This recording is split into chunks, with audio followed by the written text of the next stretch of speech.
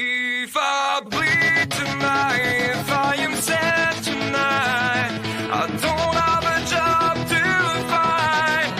And if I work tonight, if I'm so tired tonight, I'll fall asleep when I'm home, when I'm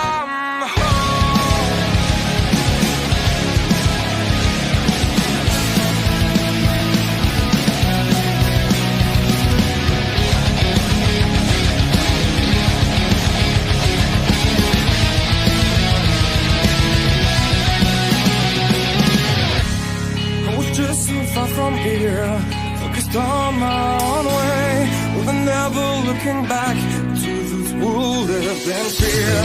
There was nothing I could do, there was nothing you said that could make me realize how much lucky I was. Just out of reach of the fire, was not aware of the nightmare. But when I stopped to see through sight, begging for help, begging for hope, just need to open my eyes now, to try to change them to sunshine, to be someone among others. I've got to try to if I bleed tonight, if I am sad tonight, I don't have a job to find.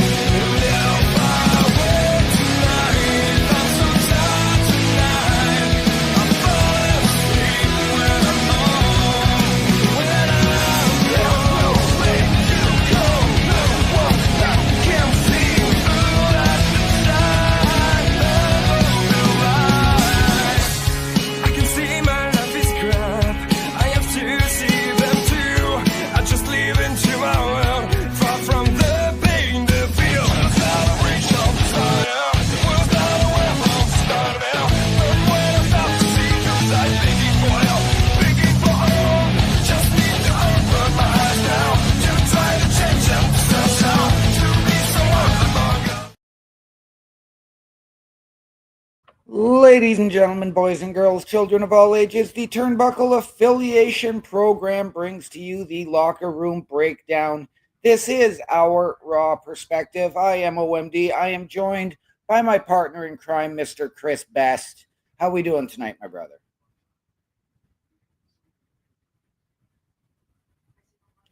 And he's muted. Yeah, I forgot. I hit the mute button before the theme entrance because I had to take a drink before you hit the go live button. But no, I'm doing pretty good. I'm doing really good. Had my first lazy day in like what seems like forever. Right. Because as you know, I'm always on the go in my real life. Yes. Always got something going on. Yep. Yep. So we know that there are spoilers out there because Raw was pre-taped this week due to the Thanksgiving holiday coming up this coming weekend for our friends in the US. Mhm. So we know there are spoilers out there. This is a spoiler-free zone. Thank God, because I know how to avoid spoilers. I'm very good at that. Yes. I have seen a couple. Not that I have tried to go and watch them, but I have seen a couple. Mhm. And I'm not going to give those away tonight myself.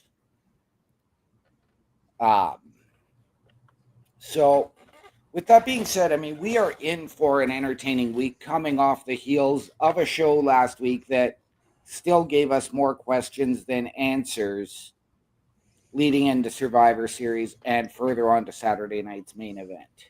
Right. We've got Mike Booster coming in and saying hello. How's it going, Mike? Glad to have you on the show. Absolutely, we are. Thank you for joining the show. We see you're following us on Twitch. We appreciate it. Hit that like and subscribe button. So let's get right into it here, and we'll start with our review from last week here. So let me just call up the card. We started off with a 6-woman tag of Damage Control with a returning Dakota Kai defeating the Pure Fusion Collective, a name that none of us are big on. Yeah, and even in the intro, as I saw the clips of Zoe Stark and Shayna Baszler, I reminded myself, oh God, I got to make them into a stable. I got to make them into a stable. with Yep. Sonya Deville. And Yep. so I can update your intro at some point. Yeah.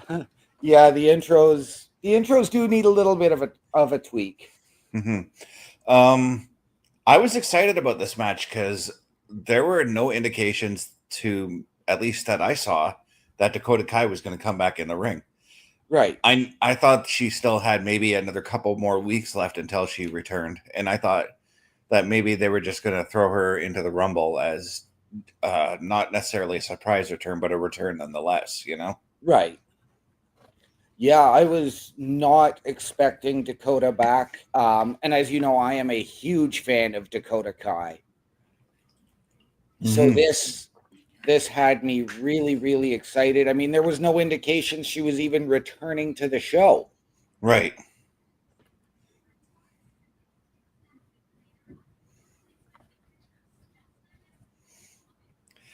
But yeah, no, I'm very happy about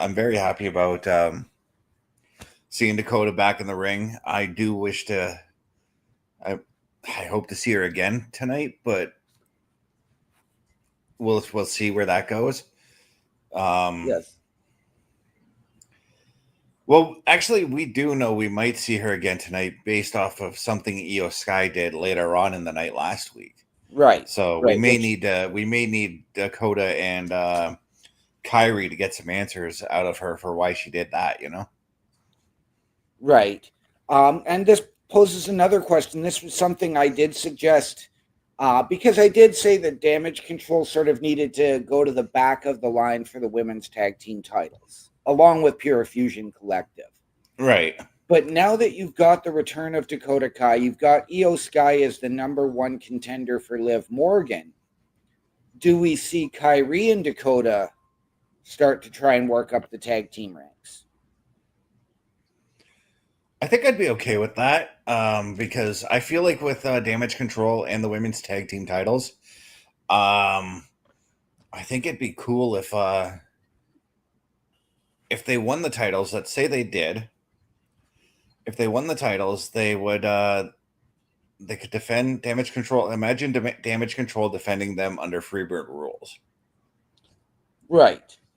And I mean, I'm going to say this because that's going to be pending Io's success against Liv Morgan. Right.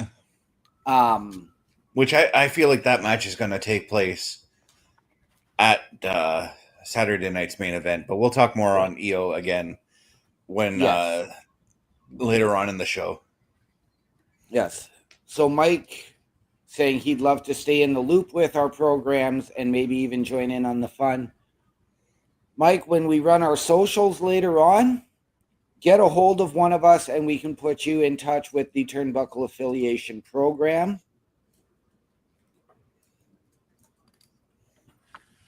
And we can go from there. So next up, Pete Dunne and Kofi Kingston in a match that I felt was sort of rushed to get into, but still a good match. I mean, it was Kofi's veteran experience versus Pete Dunne's veteran experience. I don't want to call Pete Dunne an up-and-comer anymore because he is. Yeah, he's been around the block a little while now. I can't remember who took this one. It was Pete Dunne who won this match. Oh, right. We needed that win out of Pete Dunne last week. Solely because I do believe that at some point, somewhere down the line, he's going after the Intercontinental title at some point. Yeah. I get this feeling that Braun Breaker, I get the feeling that after War Games, Jay's going to go back after the Intercontinental title. Right. And I get the feeling Jay's going to win it back. Oh, interesting. He wins it back, and now we got this, and now you can set up possibly Pete Dunne and Jey Uso going after each other for the title. And that's a fresh match. That's a fresh feud. But tonight, speaking of the Intercontinental title, we'll talk more on that again later tonight. Yes, we will. Yeah, this match ended on a distraction from Xavier Woods Mm-hmm. that I actually missed the first time around. Xavier Woods attacking Pete Dunne outside the ring, Right. which actually distracted Kofi and allowed Pete Dunne to recover and hit the bitter end. Again, Right, teasing because more dissension within the New Day.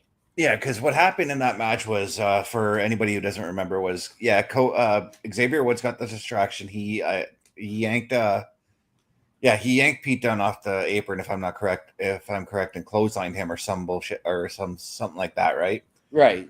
Um, so Pete Dunne gets thrown back in the ring. Kofi saw what happened, and he gets upset at Xavier because Kofi wants to, he wanted to win the match straight, like no interference, no nothing, and this immediately gave enough time for Pete to recover, get that roll up win, and of course Kofi still not being happy about this. Right. They continued the argument afterwards, all the way down the aisle.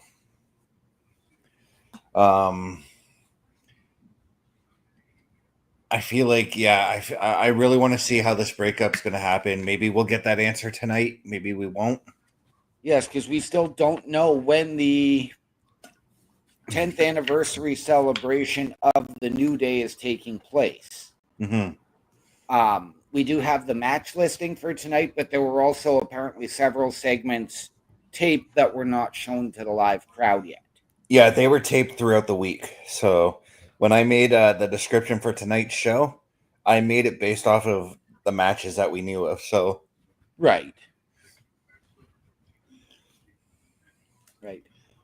And then in a match that was a real barn burner, Damian Priest and Ludwig Kaiser. I mean, talk about a star maker of a match for Kaiser. I mean, Damian Priest is already there in the main event spot, and this was we all knew that Kaiser was going to take the loss here because he's basically right now he's Gunther's fall boy. Right. But it was still a star making match in Ludwig Kaiser. It was again, definitely, I don't want to say putting Kaiser, I don't want to say it would put Kaiser in line for a world title match, but it just moves him up the ladder that little bit to even maybe the Intercontinental title, which is where, again, I think he should start focusing on first before making that next step, Yeah, and I am 100% with you there. I would even like to see, potentially we see some fallout between Kaiser and Gunther. We know it's always been teased, but it's never really happened because then Kaiser will get a win and get himself back into Gunther's good graces for 3-4 months. Yeah. But I would not be opposed to Kaiser getting in there and getting into that Intercontinental title picture. And as you alluded to, Jey Uso, depending on where they want to go with the Intercontinental Championship, I know we've disputed between here and the Raw Patrol, the rush job in taking the belt off of Braun Breaker the first time, then the rush job in taking the belt off of Jey Uso. We've also seen them, and I mean, I hate to say it because I'm one for these 6 to 9 month reigns, but I think it was a rush job to take the belt off of Sami Zayn at SummerSlam.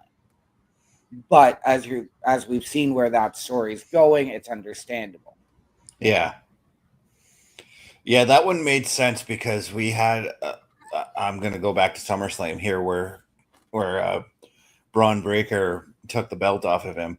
Let's not forget, Braun Breaker also lost his first Intercontinental title shot the month prior to Sami Zayn. So now going into SummerSlam, Braun already had Sami in the palm of his hand. He knew exactly what he needed to do to win, and he went ahead and did exactly that. But yeah, I do want to see Kaiser in that Intercontinental title picture. Once Jey Uso wins the title, because I feel like we could go there with these heels, because we mentioned Pete Dunne earlier, we mentioned Kaiser just now. I'm trying to think of some baby faces that I would line up for Braun again, and I don't. Maybe we get Jay and then maybe Sammy again. I can't think of any other baby faces right now that I think could be suited for that shot. Again, I'm going to put potentially a name that most people would not put into that as babyface. That is CM Punk. We know he's going to target Gunther, but he's back, depending on where they want to go with Drew McIntyre when he returns, you could put him back in that hunt.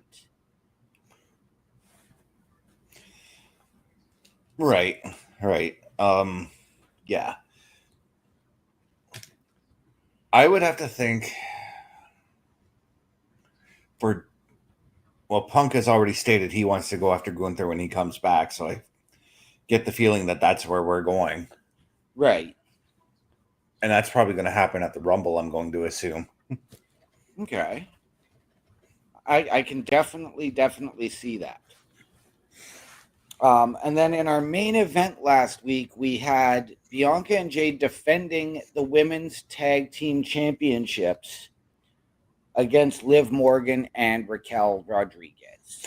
And this match wasn't exactly a barn burner as it should be. But it did exactly what it needed to be told. It set the tone for what we can expect for the women's War Games matchup. Because the end of the match we saw Jade was it Jade and Bianca? No, Jade and Bianca were taken out on SmackDown. I'm confusing the shows a little bit here. Right. But we saw a mass amount of people interfering in this matchup, and again, Io Sky showing up and helping the baby faces win totally surprised me, because there's still some part of me that views Damage Control as heels. Right. You know? Right. And I know you and Parrish have alluded to it. Like, why are we supposed to cheer them just because they switched brands? Mm-hmm.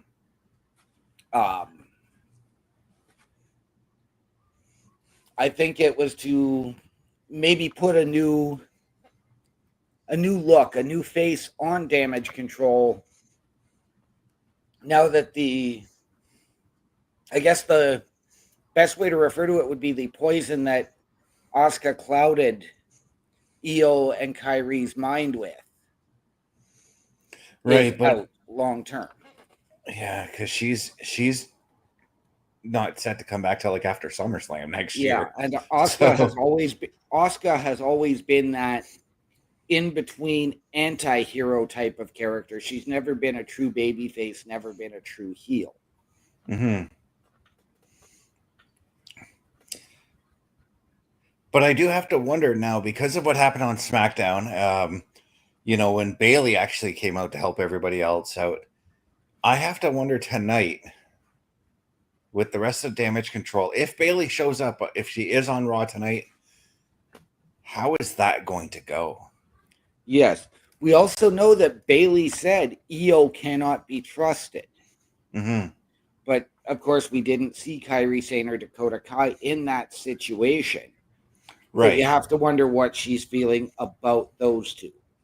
Yeah. And if we see Bayley, is she going to come out to confront Damage Control, or is she going to come out and say, I want in? Io, we got to work through this for one night. We've done War Games before. Yeah, because I've got to look at it like the relationship for the OG Bloodline. It's still a bit strained, but it's there, Yes. The trust factor between all four men and the possible fifth man. Yes. Yes. And that's intriguing because, again, we don't know. We can only speculate here. And based on what we saw on SmackDown, there is only one name that is coming prevalent to our minds as the fifth man. And it was somebody that I called because I know you and Parrish doubted me, but I do believe it was me that called Bronson Reed and Seth Rollins as the fifth men last week for War Games. Yeah, and I was trying to figure out where that would all fit in because I saw the conversations with Seth, but I didn't see conversations with Bronson Reed. Right. And speaking of which, those two men are set to go face to face tonight. And I guarantee you, in that match, we're probably going to find out if whether or not Seth is going to be that fifth man or not. Yeah, I think it's fairly obvious. So that was last week. Now we get to preview tonight here, and I know we're actually running a little bit ahead of schedule here.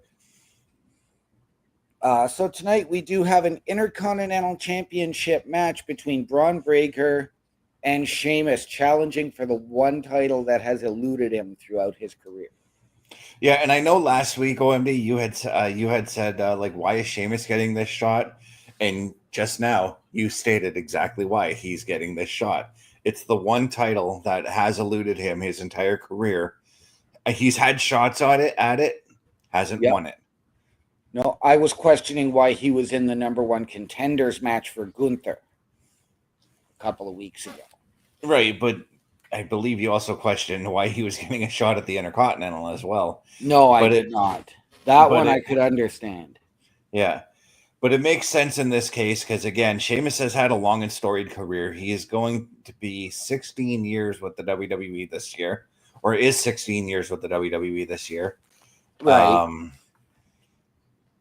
This December actually will be 16 years since he won his first WWF title or WWE title. So this shot, I don't expect him to win, but these two men are going to put on banger after banger after banger. This is gonna be that knockdown drag out brawl that we usually get every week between. Well, it's usually between two European wrestlers, but it's one American wrestler who wrestles like he's European, taking on a European. Right, and I do see Breaker retaining. Have the very funny feeling that this is just again a token title shot for Sheamus. I could even see Sheamus getting taken out by somebody in the back beforehand. Who it is, I don't know. Or is this actually just the start of a new feud for Sheamus? Because we've needed to move Sheamus away from Pete Dunne for the longest time, you know? We have. I don't think it's a feud because he was sort of doing that Euro feud when he came back because he started with Kaiser. Then he got injured. He came back and Kaiser got injured. So they locked him in with Pete Dunne for a bit. Mm-hmm. I do have a feeling that this is just the token title match for Sheamus, unfortunately. I'd love to see him get that belt. But I think it would need to be, I think that one needs to be on a bigger stage. Perhaps a Rumble, perhaps a WrestleMania. To a lesser extent, maybe Saturday night's main event. Yeah, I was going to say a Saturday night's main event. Why not? For that first Saturday night's main event, why not have a title change? Yeah. We are going to crown a new champion at that show in the Women's U.S. Championship. But a title change would also just make that show a must-see show, you know? Right. And that is just the first of two title matches tonight. Yep. Because we do have the War Raiders challenging, or not challenge. Well, yes, they are taking on. Oh no, it's not a tag team title match tonight. I apologize. We do have the War Raiders taking on the Judgment Day, but it's Dom and Carlito tonight. They are not getting Finn and JD. Right, because remember when Dominic last week in the locker room said, "Hey, I made this match for me and Carlito," and Carlito was surprised and he did not want to do this match because he knows what's going to happen. And I'm with Carlito on this one. War Raiders are going to destroy them.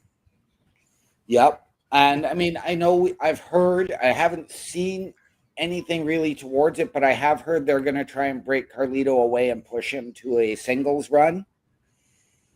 Which I'm not sure if I like that because I kind of enjoy what he's doing with Judgment Day right now. Right. But you can also put Carlito out there in that loner because he's turned on the LWO. He's had the Judgment Day turn on him, so he doesn't know where he fits in. Mm-hmm. And in all honesty, what I would legitimately see is, and hear me out on this, Carlito and R-Truth coming together. As long as Carlito brings back the Caribbean Cool character, I can see how this could work. One of the things I would do, though, if you are going to break Carlito away, though, and I think this would be a smart move as well, move him over to NXT to help some of the NXT talent. Right. You've got a guy who's got well over 20 years of in-ring experience. Utilize that, you know? Yeah, absolutely. I completely agree with you there. We also get a mixed tag match with Ivy Nile and Chad Gable taking on Zelina Vega, the most distracted female on the roster, and Rey Mysterio.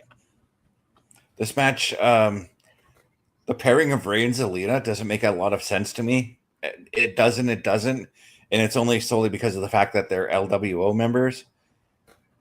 But I just don't know about this match. I'm gonna say American Made maybe takes this win because it's Zelina. Zelina hasn't won a match in, I forgot the last time she won a match, to be honest with you.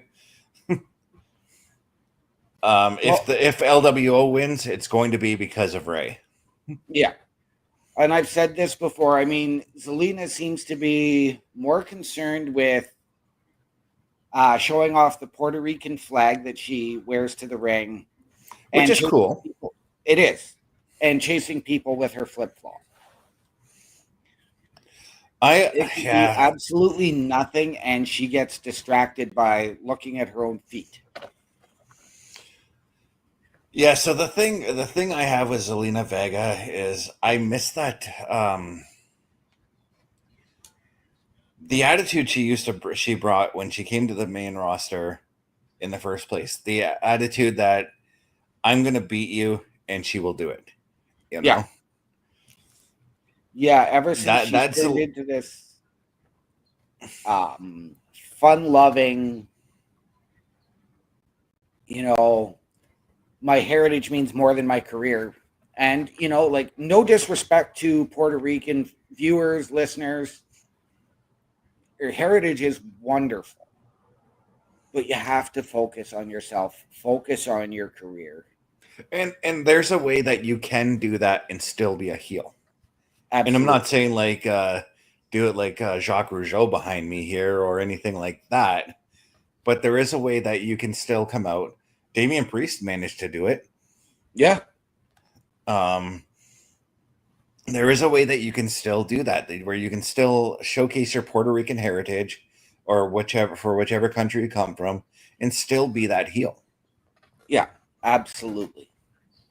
Because we're alluding to, there was her time in NXT where she led Andrade to the NXT championship. And she was friggin' awesome in that role. Right? Her Impact career, she was amazing. Yep. And yes, that is a bit of a nod to her cousin, the Amazing Red. Even when she was managing Legado del Fantasma, she brought all of that stuff. And when she did the Queen Zelina gimmick, I thought that was I liked it. Right? And I think if you're going to introduce, and maybe it's because she's got nothing to focus on. Maybe it's because there isn't that secondary title on Raw. There's nothing for them to really clamor for because Zelina's had her title shots, yes, but they've always been that token match. She's had feuds for certain titles, though. Yeah, but maybe this is where you need to get her that focus and introduce that secondary women's title on Raw. And now on the flip side, this is what I like. Why they're doing what they're doing with Ivy Nile. Now, she came in. She was the plucky baby face, just like Zelina Vega. then they turn her heel, and now she's the savage. I'm gonna beat you up, and there's nothing you can do about it. Kind of Right. heel. And I you know like what? that. That's who she was in NXT. Was even when she was a babyface there, it was still the I'm going to take you out. Mm-hmm. Stop me. Yep.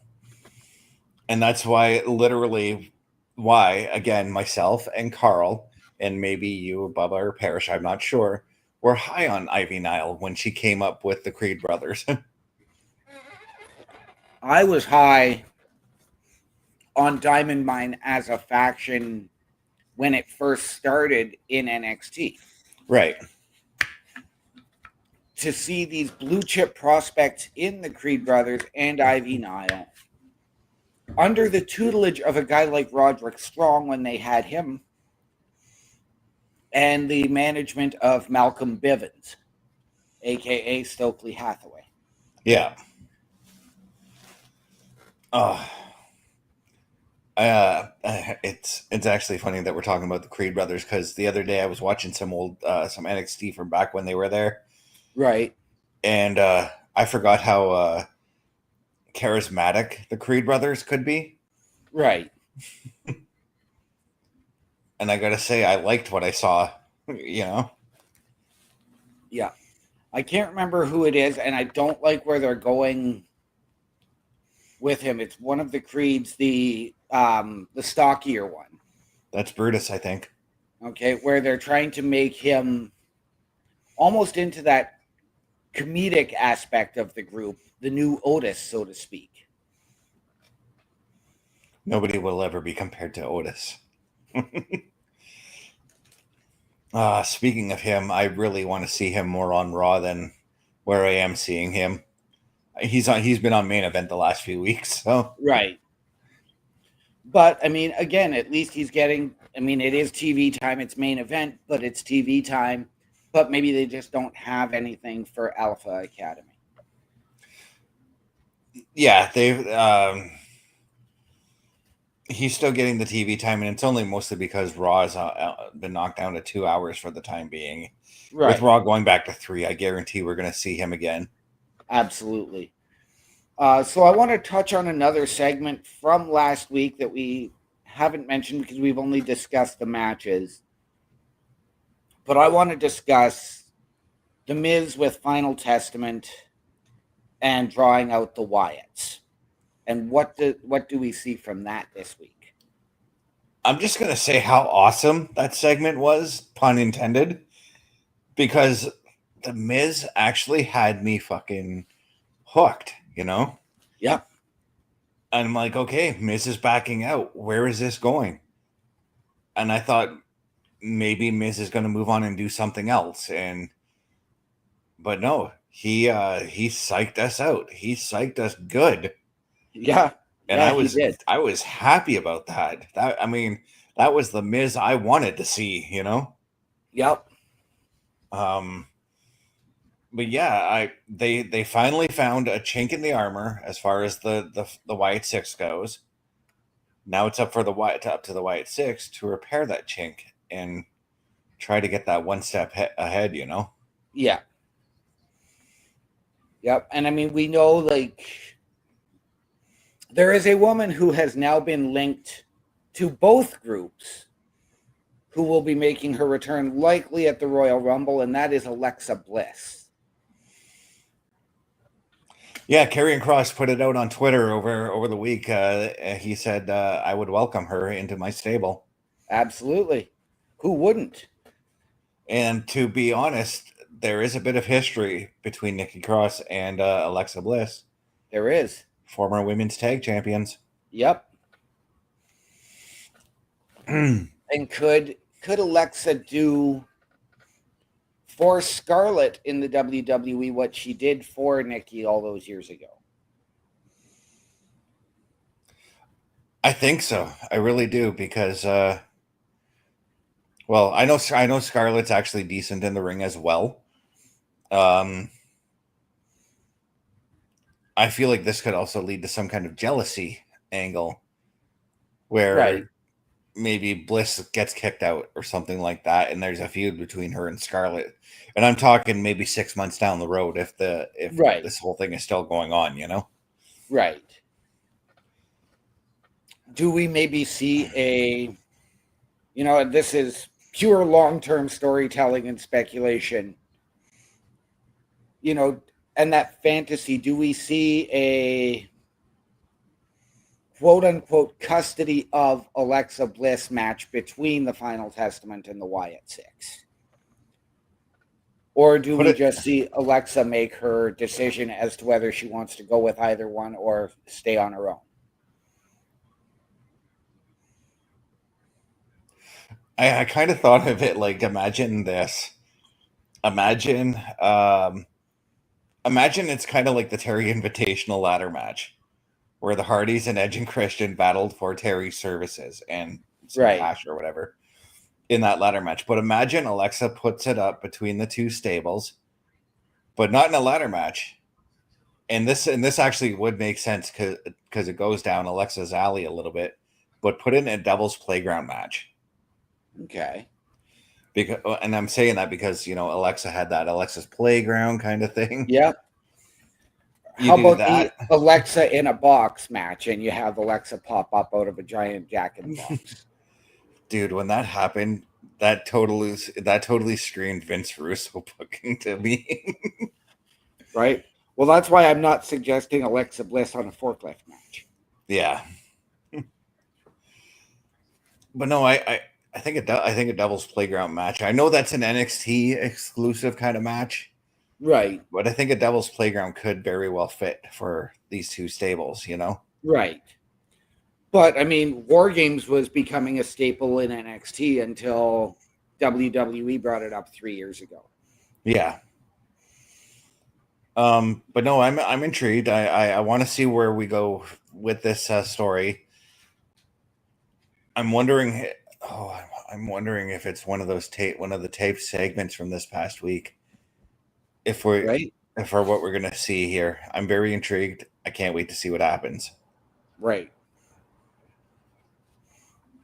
And let's move on to our main event here. I believe it is an anything goes type of match. But we are getting Bronson Reed and Seth Rollins. If it isn't, it's going to be. Because let's face it, this is going to be the match that's going to determine whether or not Seth becomes that fifth man. I firmly believe he will be. Right. And this is based off of, again, Bronson Reed helping out Solo's bloodline on SmackDown against the OG bloodline. And we know the history between Roman and Seth as well. We know the history that Seth actually has with like almost everybody in that match. Yep. It's going to be a rocky meeting between Seth when Seth finally agrees. Seth is going to pretty much reluctantly agree to do it. Right. But he's going to do it. He's going to accept it solely for the fact that he wants to get his hands on Bronson Reed. And this is actually a big thing for Bronson Reed, not so much for Seth. This is Bronson Reed's coming out of a shell kind of moment, Yeah, this is his coming out party. This is his, I believe, his first major North American PLE. Maybe. And I know he's done PLEs for NXT, but right, PLEs for NXT, pay-per-views when he was with Impact. But I'm main roster North American PLE debut. Mm-hmm. I saw a video yesterday, and it was clips of Jonah Bronson Reed, versus Jacob Fatu, and man, wow. Yeah, and remember what Parrish said? Imagine those two as a tag team. Yep. Just terrifying. Yep. So, but I'm with you. I firmly believe it will be Seth as the fifth man.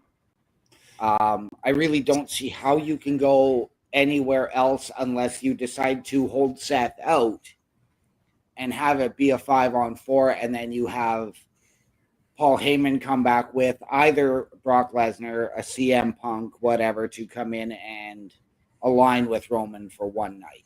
Mm-hmm. So here's how I see this match panning out tonight. It just came across my head how I would do this. Similar to the KO Randy Orton situation, where they brawled all over the arena at Crown Jewel. Right. Similar to actually Bronson and Braun Strowman. When they brawled all over the arena, this match could start off as just your normal match. They start fighting, whatever. Right. Seth somehow gets the upper hand. Then we see Solo's bloodline come out. Right. And then in retaliation for them just coming out, not necessarily jumping into the ring or assaulting Seth. In retaliation, Seth retaliates by them and tries to attack one of them. The numbers game catches up on him. Right. They all start beating on him. Then we hear the OG bloodline coming out. Right. And then that's where the numbers are sort of evened off, because I don't know if Roman will be on the SmackDown or on Raw tonight. Right. And that's where maybe Seth reluctantly accepts their help, not necessarily joins. On Friday, we see them possibly join. Right. And it's funny because I know we're speculating and we're postulating all of this, but let's not forget that last year we had Seth, Sammy, and Jay all on the same team at Survivor Series. Right, with Cody and Orton. Yeah. So we know that there's history there. I had to stop and think right now, because here we are a year later, and the current situation is almost similar. Right. Because we've got not even in the main event, but we've got Cody and KO with the Randy Orton still somehow involved. Yep. This is so weird, but it's awesome at the same time. It is, because, yes, it's such a similar situation with the matches and the way they're lining up, but two completely different stories from what they were. Mm-hmm.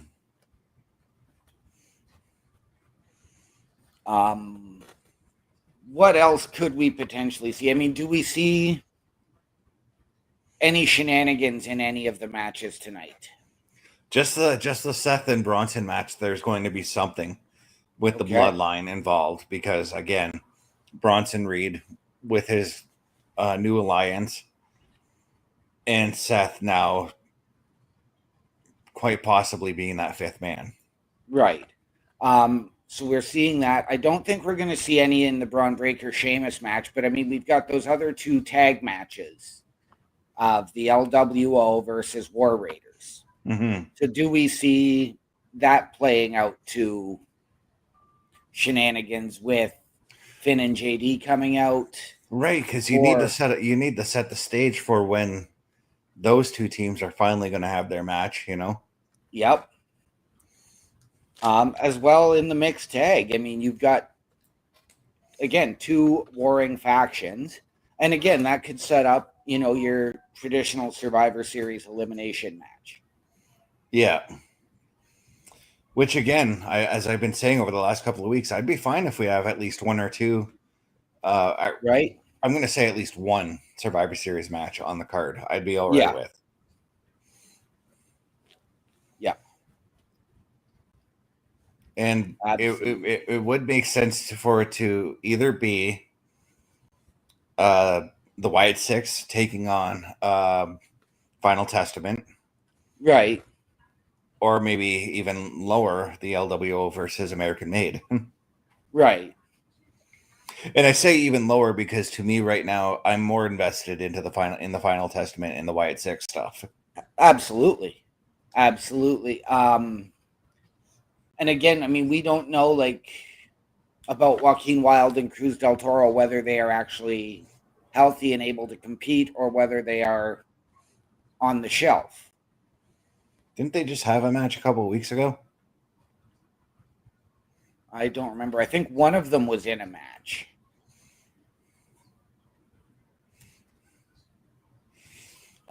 Or again, do you go with a mixed spot where, again, you can bring an Andrade over who's wanted to work and team with Ray? We know he did it at Mania. Do we see that again? Mm-hmm. And maybe you and as much as I don't want to use this, maybe you bring a Mello over to team with American Made. That's such an awkward pairing, but you would have to find a way to make it make sense. You know what I mean? Yeah. But I'm leaning more towards, again, if we do get a traditional Survivor Series match at Survivor Series, it's going to be the Wyatt Six and the Final Testament.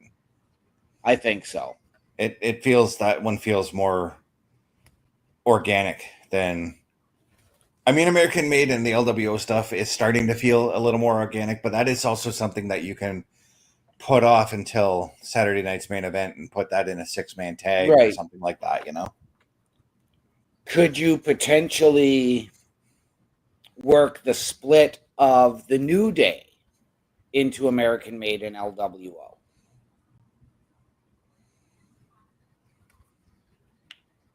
Possibly.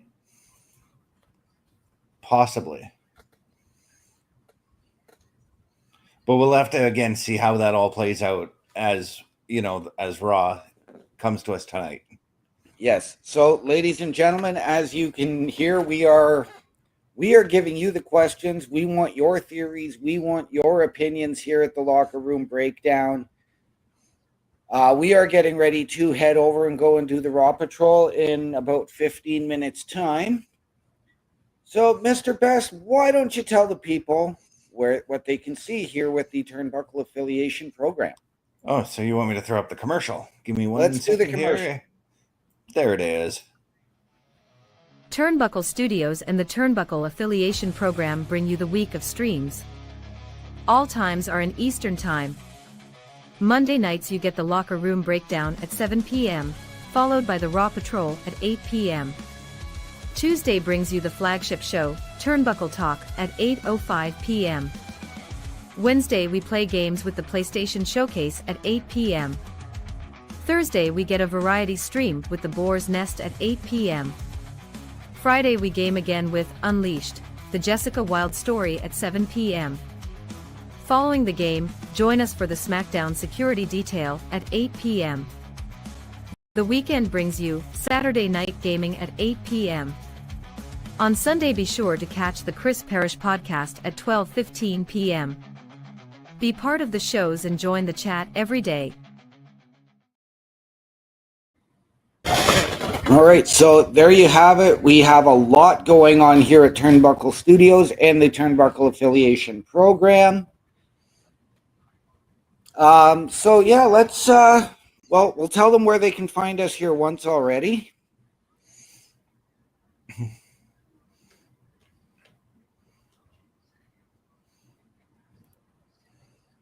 Do you need help with clicking the socials? I do not. Okay.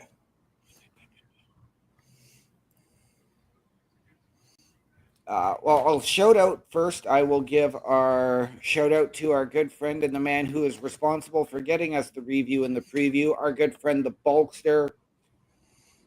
You can catch him on his YouTube at Bulkster Show and on TikTok at the Bulkster Show.